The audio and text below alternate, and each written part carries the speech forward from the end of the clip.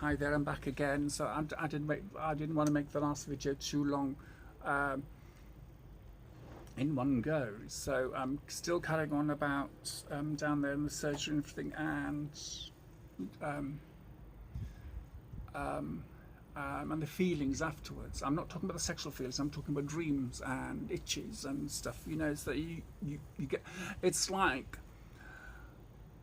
It's like a phantom limb, if you know what I mean. It's like a phantom itch. I've spoken to people who've had limbs, lost limbs and things, and they say, "Well, yeah, I haven't got a foot, but my foot is itching. It feels in my head as if my foot is itching, even though it's not there." And that's how it was with me for a good few months afterwards. It was like I'd get an itch. Being rude, I had an itch where things were before, where the sack was and everything, and it was like itchy and everything. Oh, and I go, oh God, I've got an itch, and I go, oh no, there's nothing there. And that's the weirdest thing ever. And dreams as well. It was, and the first dream I had, I dreamt it had grown back, and I was in the hospital, and I told one of the nurses, and she laughed, and she had a good laugh, and she was telling all the other nurses when they came in, oh, she had a dream, Tony had a dream that it had grown back. But anyway, so, and it was just really weird, a really, really weird sensation, it really is. And of course, because I wasn't happy with my body, I never saw myself totally naked in front of a full-length mirror, never, ever, ever, or hardly ever. My bedroom's changed around again now, but I had a table at the foot of the bed and had a little mirror, a swivel mirror on there. I still got that. And I was running from the bathroom into the bedroom one morning, just one of those things. And look, I'll stop myself there. When you don't like your body or parts of your body, you try and run, and you try and hide as much of it as possible, even in the mirror and stuff. You can't just sit there in the mirror totally naked and say, yeah, that's fine, because parts of my body was not fine, and I wanted to get rid of it. And and of course, running from the bathroom to the bedroom to dry off and get dressed and get ready for the day. And that was the norm until one day after my surgery, I was running and I caught myself in the swivel mirror on the table at the foot of the bed, and I went, oh, looking very tidy. And I was naked, and I was going like that, naked, like that in the mirror, go, oh, looking very tidy. I was like that. So that I still have this thing about seeing myself in the mirror totally naked, because I'm fat now. So I've got a bit of a belly and everything, so I'm losing it slowly, which is a good thing.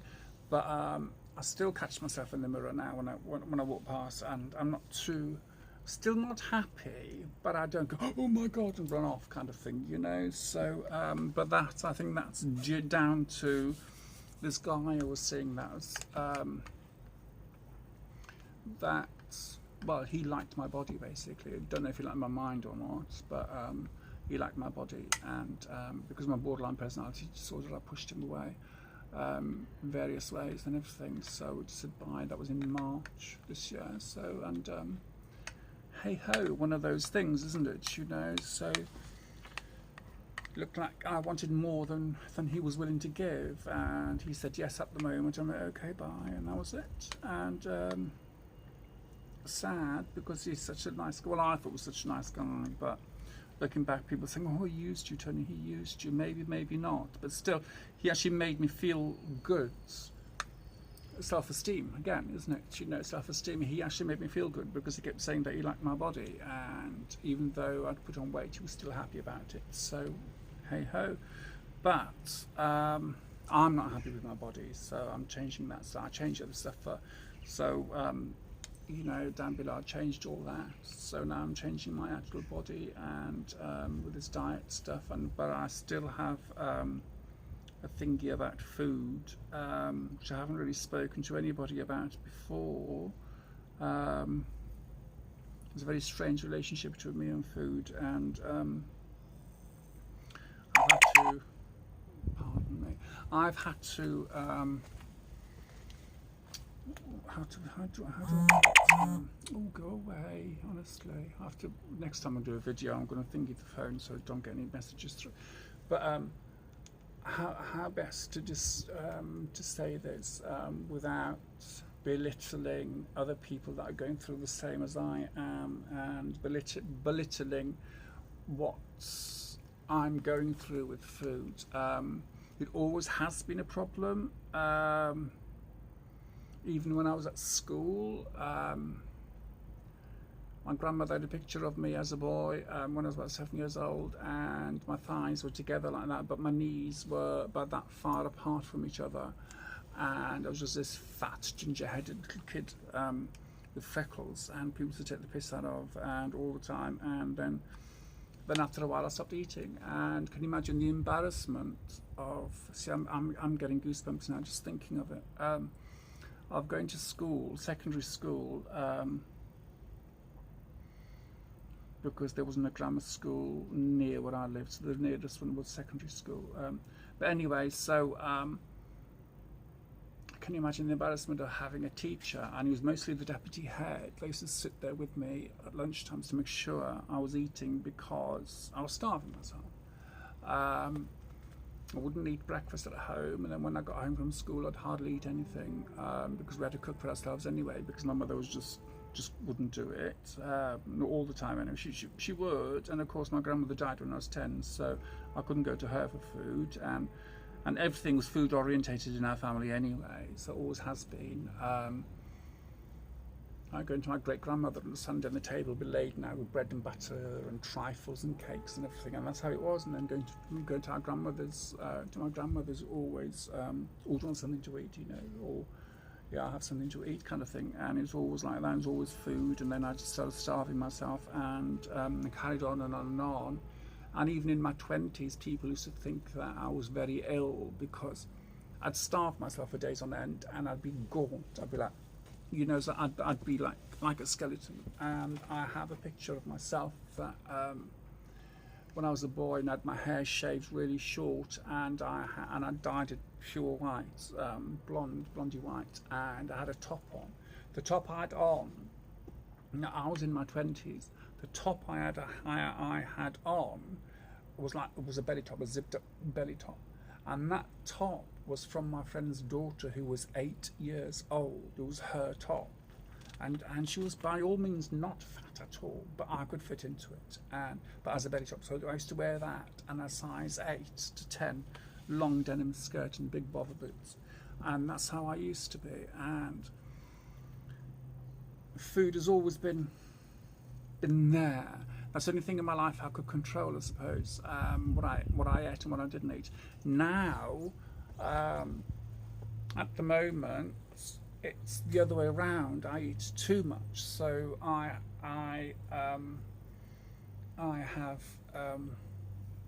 have cut down on the food I buy, so I don't eat it all in one go, and that's what happens. It is really, really weird. It's really, if it's in the fridge and you can just pick it up and just take it, I'll just take it and eat it. I keep making these desserts for myself, which I think are lovely, are really nice, and there's not much in it. It's just cream cheese cream and melted chocolate, whatever, just all whizzed up and everything, and it's like a moussey kind of thing, like a chocolated moussey kind of thing. And or they come to pick me up. It's okay, it's the helicopters come pick me up. I'll just message them and tell them to go away and come back later. But anyway, so yeah, let's go. Yeah, no, I'll go shopping later. Thank you. Come back later. But there you go. Yeah, and that one's been flying over here every day for the last 3 days. I don't know what the hell they're doing, but anyway. So, Simba, what are you doing, love? What are you doing? What have you done? What have you done? Oh, he's done something, because he's got his ears back. Yeah. Simba, leave it, leave it. But anyway, so yes, so back to the food thing. I do these, what they call fat bombs to help through the day, but I'll make 12 at a time. But they're gone within 2 days. Instead of having 2 a day, I'd have about 6 a day, and then 6 another day, and everything else in between. So no wonder I'm fat. And before then, it was before I went on this It's not a diet, it's a different way of eating. So no processed foods, no breads, no cakes, no pastries, no pasta, no rice, nothing too starchy, no starch, and everything like that. So, but I'm doing well on it, and I'm feeling okay on it. So, and that's the main thing, isn't it? So, but anyway, so yes, so my relationship with food is a really, really weird one, and now I go out and buy enough food to last a couple of days, and then go back out again and pick up some more food. Or if I can't move due to my illness, I won't have anything, and I'll just have a couple of cups of coffee, which is, I think, is wrong. So, but it's just one of those things, and that's me controlling food, controlling what I eat and what I don't eat, and that's the only control I have in my life. I can't control anything else in my life. Well, I think I can't, but it just stems back to when I was a kid, I suppose, you know. So, but hey ho, who am I to psychologically work out what's wrong with me? But I can do, but it just takes too much, you know. So I've got PTSD as well. That was I'm on medication for that. So on medication for my depression, on the medication for my severe anxiety disorder, new medication for my well, it's not new, it's been 6 months now. Has it been 6 months? Yeah, 6 months. Yeah. It was after one of my dogs died,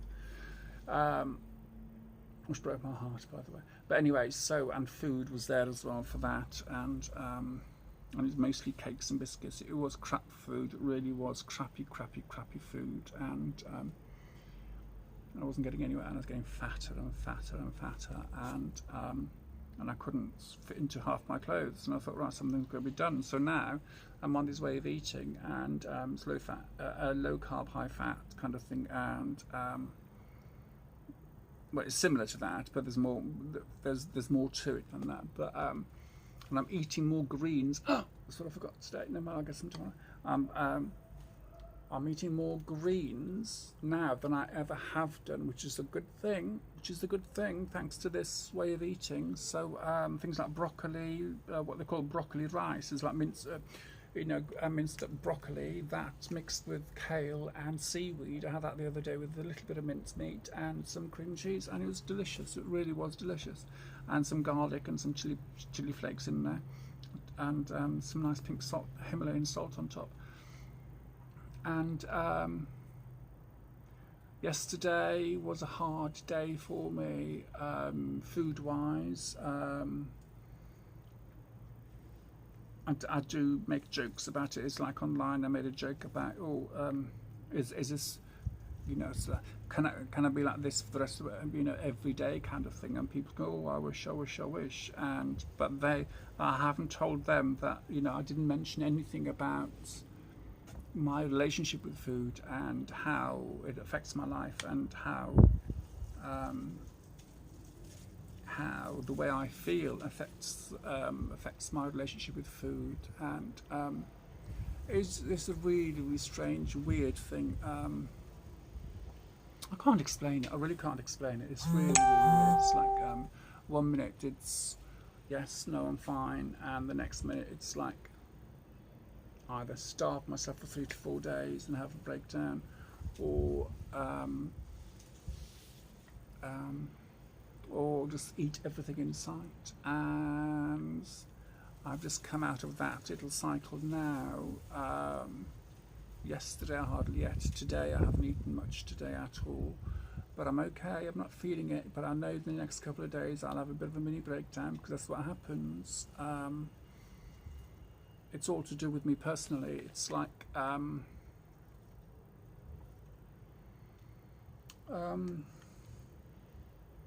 what shall I call it? I think it's because of the food. I'm trying to stop the food from controlling me. So battling with that via my mental health, I starve myself, but for, like I said, about 3 to 4 days, and then gorge myself. And it's like binge eating, not all the time, but most of the time. And I keep saying that I'm in control of food, and there's nothing I can control, but I think the food controls me. It's right, okay, I'm not going to eat today, I don't feel hungry today, which is a good thing with this way of eating. It can happen that I'm not feeling hungry, and that's fine, and then I will sometimes forget to eat. I've been out, I went to see my friend Mandy one day, and I'd forgotten, I hadn't eaten since the morning of the day before. So so that can happen, and that's nothing to do with the mental health, that's to do with what I'm eating. But now at the moment it's like I'm slowly going back into, right, I won't eat enough for another 2 to 3 days, and then I'll have a mini breakdown. I can feel it happening, but there's nothing I can do about it. Thankfully the medication I'm on makes it less of a problem than what it was, but it's still a problem. So and I'm gabbing on now because I'm so embarrassed by all this. I really am, because out there, when I go out somewhere for the day or meet friends and everything, they see me and they go, oh, look at you, you know, you got no problems or whatever. But I have, because I put a face on, and nobody knows about my thinking with food. They really don't know, because I don't tell them. I don't tell anyone, because it's, you know, it's my problem. It's down to me to sort it out, and that's how I was brought up.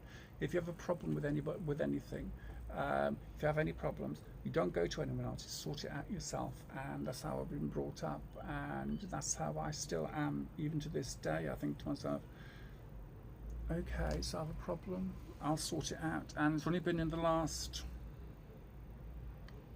6-7 months I've come to accept that there is help out there for me. If only I ask for it, but of course I don't ask for it, but I'm beginning to. So I'm hoping that this way of eating will help me with my food problem, for want of a better word, and I'd call it a problem. It's just, I don't know. I really don't know. It's like it's given me the hairs on the back of my head standing up on end now. Just thinking about it, thinking that I'm in control of the food. But now talking on here, it's dawned on me that I'm still not in control. The food's in control of me, so that's a bitter pill to swallow. It really is a bitter pill to swallow, and I have to rethink my strategy, I suppose. Buying little and often gets me out of the house anyway. Every couple of days, if I did that, to go shopping or whatever, apart from walking the dog, to go shopping, so I can do that. To go out every couple of days and just buy what I need for those 2 days and make sure that it lasts for 2 days instead of eating the whole bloody thing in one go, which I tend to do. So that's why if you walked into my house now, the cupboards are virtually bare. You've got instant coffee, you've got real coffee, you've got 3 different teas there: green tea, peppermint, spearmint tea, and you've got normal tea. And in my other cupboard you've got eggs and some ketchup, which I don't use anymore, so that's going to be thrown out, and some habanero sauce. In the freezer it's full of green veg, which I have to cook, so I hardly touch it. If I've got no meat, I won't touch the veg on its own, so that's pointless having that there, so I have to get rid of all that and start all over again. But I don't know. I really don't know. It's just a really, really strange situation to be in. And people don't talk about mental health issues and food, if you know what I mean. It's like, for instance, like with myself, it's okay, fine, I'm on this diet, I'm on that diet, and I stick to it about 2 to 3 days. And this way of eating, I've lasted 6-7 months on it, and I'm very proud of myself. I am losing weight slowly but surely. I'm losing weight, and I'm quite happy with that. So I did put an inch on around my waist last week, even after I lost 1.5 inches the week before. So it's an ongoing struggle, and I think it always will be. And talking about it on here, putting it out in the open, I think has made me accept the fact that I do have a problem with food. Because when we have a problem, or we pretend that it's not a problem, if you know what I mean. It's like I'm not comparing people who have an alcohol problem or drug problem to my food problem, but when you stop the alcohol, the alcohol and the drugs, you just think, oh no, it's not a problem. It's not a problem. I can deal with this. I'm in control, and that's how I'm with the food. And talking about it on here, I don't know if I will post this or not, but it might help somebody that might have a food thingy. It's you always say, oh no, I haven't got a problem, I am in control, but you know, I'm not in control of food. I thought I was. And that's it. I thought that, oh, I'm in control of it because I can control it because it's to do with me personally. But no, food's controlling me, isn't it? So like I said, that's a bitter pill to swallow and something to look into and say, right, okay, I'll only ever eat this, this and this. I won't do that anymore. I won't have that in anymore. I won't buy bulk because it'll just be gone within a day, like I used to. And I have to measure my eating habits, I suppose. Keep an eye on my eating habits. So, yes, I think that's what I'll do. And I will keep you all updated anyway. On what's going on and how I'm feeling about it, and how it's, you know, and what I'm doing and everything. So I do have a new app that I uploaded yesterday about the calories and the carbs and the fat and everything like that. It just basically said, right, fine, for today you have this amount of carbs, you have this amount of fat, you have this amount of calories and whatever, and that's supposed to help with the food I eat. So let's hope it does. Like yesterday I hardly ate anything, and I mean hardly ate anything. I think I ate about 73 calories, I think it was, which is ridiculous, isn't it? Absolutely ridiculous. My calories should be between 1,500 and 2,000. But hey ho. Anyway, look, I've got to go. Dracula's daughter's signing off. Pardon me, she's been dragged through a hedge backwards from a different hedge this time, as you can see. Oh dear. So I'm gonna tomorrow when I wash my hair, I'm gonna no, I'm gonna wash it every day anyway. But what I'll do, my next video, I'll wash it, but I won't dry it with a hair dryer, so you all can see what it looks like with my hair, because my hair's curly. Underneath all this, I've got curls. I don't know if you can see it. So it is lovely. So I'm quite pleased with my hair. I don't know. So if you want to know how I did this hair, this colour, get in touch and I'll tell you what colours to buy and what to mix and get it this like this. It's gorgeous. I absolutely love this colour. It's like a purpley, reddish purpley colour, isn't it? So, and I'm quite pleased with it. And even though I'm getting older and it's dark for my skin complexion, do I care? No. I might end up wearing purple clothes and be a goth, a purple goth or something like that, or a purple fairy, and lose all the weight and I'll be fabulous. But anyway, so enough of me wittering and nattering on about stuff. Silly stuff really, isn't it? So, but not to me, it's not. For you watching there, it might be silly, or for others watching, oh, yeah, no, it's true. But with anything, don't let anything control you. You are in control of your own destiny, of your own life. Even with the food, you are in control. Even though I'm not, I'm letting it control me. But once you realise that you are in control of your destiny and no one else is, believe me, your eyes will open even wider and you'll be able to see what's going on around in the world, and it will be amazing. It really will be amazing, because you won't rely on anyone else. You won't You want, like I said, you won't have to rely on anyone else, and you'll grow from it because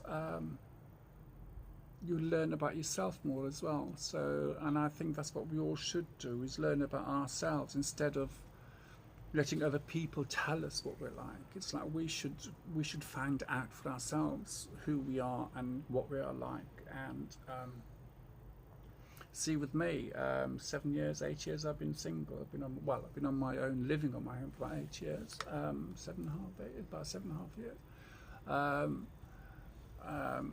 I was seeing that guy up until March, but you know, so he didn't live with me. He just come around once or twice a week and everything. And I do miss him, bless him. But anyway, so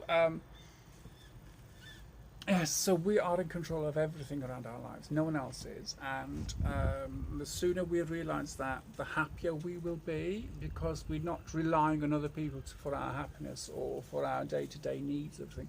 As soon as we realise that, no, we don't need anyone else to make ourselves happy. We don't need someone there telling us what to wear and how to behave and everything.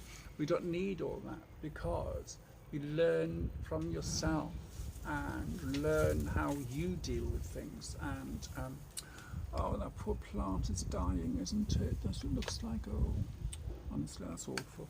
But anyway, so learn from yourself, get to know yourself better, get to know yourself fully, what you like and what you don't like, regardless if you're in a relationship or not. Have time out for yourself, and that way, and start loving yourself, start liking yourself, start loving yourself, and that way you will have a better life, and your relationships will be better, your relationship with your family will be better, your relationship with other people will be better, and with your partner will be much better. So start liking yourself, and self-esteem again, and I keep coming back to that self-esteem, and people are too quick to knock us down.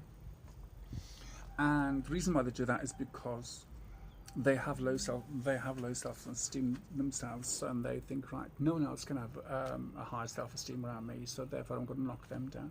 And it's a sad way to live, it really is. But hey, that's people for you, and we all do what we do in order to survive. But if people do put you down, just smile sweetly and just walk away. Click your heels, Dorothy, and just walk away. That's what you need to do, and you'll be fine. You'll be fine, because like I keep saying, we'll all be dead one day. We'll all be in a box one day. So, worry not about what people say about you or what they think about you. It's your nearest and dearest will know the real you, and that's what counts. That is what counts. It doesn't matter about your neighbours, your friends down the road, even your best friend. It doesn't matter what they think about you. Your family, your nearest and dearest, your partner, your children, your parents, your grandchildren, what they think about you, that's the most important thing. Nothing else matters. No one else matters. All right. So, and most of all, what you think. And I'm going to tap. What you think about yourself. All right. What you think about yourself. There. So you, young thing, watching this, whoever you are, all of you, remember, like yourself. Do that. Like yourself. All right, so this is Dracula's daughter signing off with a gorgeous new hairdo. All right, speak to you soon, my darlings. All right, thank you. Bye bye.